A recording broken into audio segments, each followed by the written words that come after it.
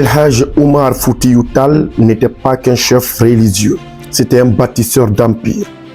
El Hadj Omar naît en 1797 dans le Fouta Toro, au nord du Sénégal, une région déjà marquée par le savoir islamique et la discipline religieuse. Très jeune, il est formé dans les écoles coraniques, puis il quitte sa terre natale pour un long voyage de savoir et de foi. Mais ce voyage n'est pas seulement spirituel. Il lui permet de comprendre le monde, le pouvoir et les menaces qui pèsent sur l'Afrique. Après plusieurs années d'études en Afrique du Nord et au Moyen-Orient, il accomplit le pèlerinage à la Mecque. À son retour, il s'installe à Dinguiraye dans l'actuelle Guinée. Ce lieu devient le point de départ de sa résistance organisée. Dinguiraye n'est pas qu'un centre religieux. C'est là qu'il forme des hommes, structure une armée, impose une discipline stricte et prépare la défense de son territoire face au royaume hostile et à l'avancée coloniale française. À partir de Dinguiraye, El Hadj Omar Tall mène des campagnes militaires destinées à unifier les territoires sous une autorité forte et autonome.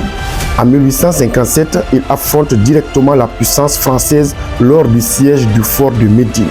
Pendant plusieurs mois, ses troupes encerclent le fort, démontrant une résistance déterminée, stratégique et sans compromis, même si l'arrivée des renforts français met fin à l'assaut. Avec l'expansion de son empire, il établit son pouvoir à Ségou, sur les rives du fleuve Niger. Ségou devient une capitale de résistance politique et militaire. De là, il contrôle les routes commerciales, organise la défense, rend la justice islamique et maintient l'ordre face aux pressions extérieures.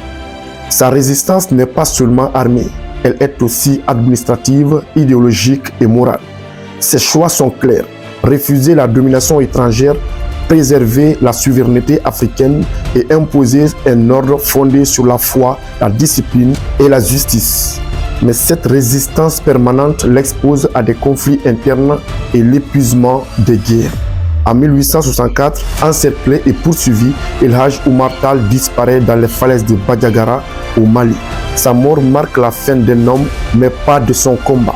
Sa résistance demeure celle d'un Africain qui, bien avant la colonisation totale, osa défier l'impérialisme et affirmer que l'Afrique pouvait se gouverner elle-même.